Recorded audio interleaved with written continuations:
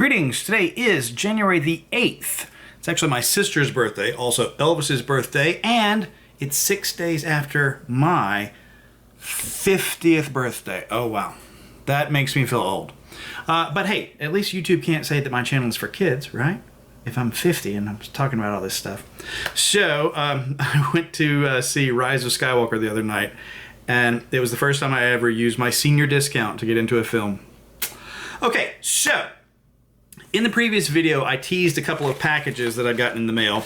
Actually 3, but we're going to hold off on the third one. So let's get into those today. I've been holding on to them for quite a while. And what's in there has to do with this long postponed, long stalled project of the Aura Video Analyzer. You may notice it says there Keymaster Colander. Did I spell colander right? I did. 1L is the proper spelling of colander. So that must have been after I caught my spelling error. Where did I come up with the name Aura Video Analyzer for that? Okay, well it came from the old West End Games Ghostbusters role-playing game. So that was the name that they called it on an equipment card. You can see the TV, you can see the colander with all the wires and stuff on top of it there. So that's where I got that name. So what's in this box? You will see the current state of the project.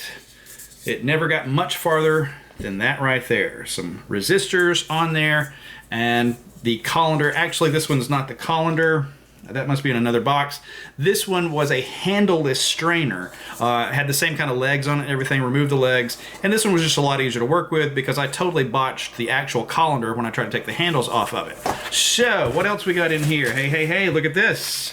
It's an actual Protect chin strap that I've had for quite a while.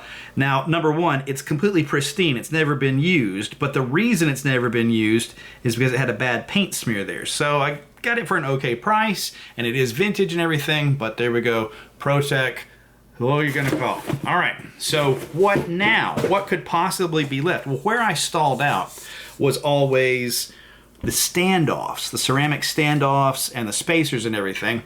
And recently, last month, I saw on GB Fans a new thread by Sean from Tested.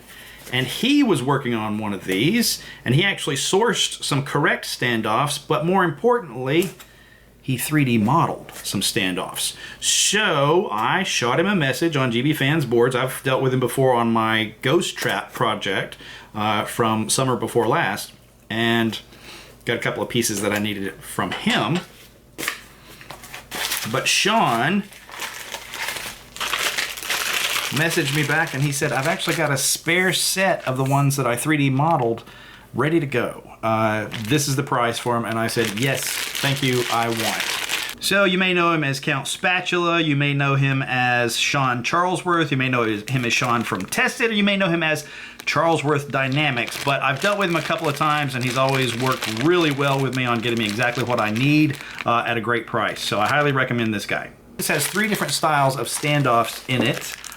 Some of them are 3D printed, but they're printed in resin, I think. And then some of them are just actual nylon bushings that you need for the screws that go in this thing. And I think I've got some of those left from when I worked on this a long time ago. So, well, that's nuts.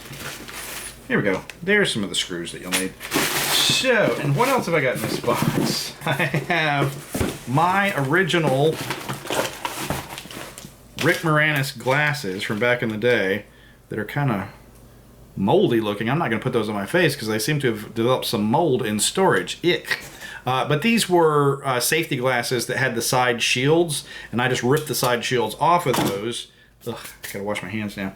And what I've used most recently are some 3D glasses with the lenses popped out and the real 3D taken off the side. I must have used, it doesn't look like it's been sanded, so I must have used a chemical like Goof Off or Goo Gone or something like that. Pause. Hopefully these are cleaner than the other pair, and I did just go wash my hands with alcohol, so. Oh, Dane, it's you.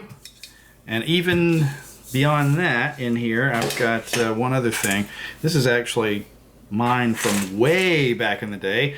Pretty sure I've owned this pair of earmuffs since 1989 because I took a picture in '89 dressed up as Lewis Tully, and then found these among some of my other stuff when I started going through my old Ghostbusters costume pieces. So that's the stuff that's the state of the art, plus the new items.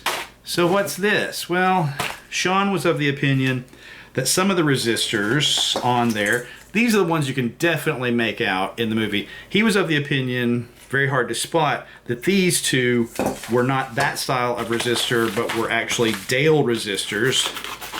So I went on eBay and I found a seller that had some little Dale resistors, and I ordered those.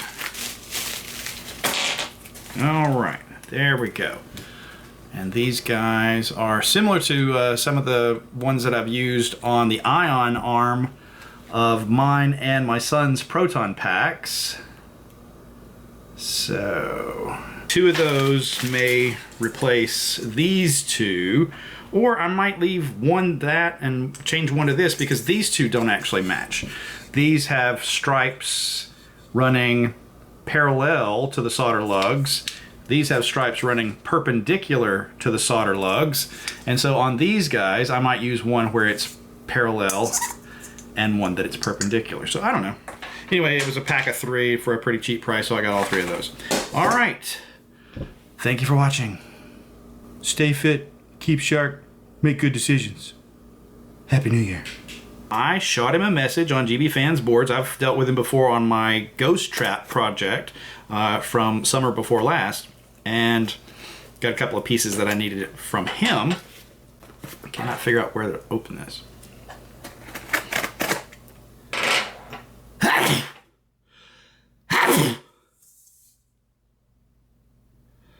They always travel in threes.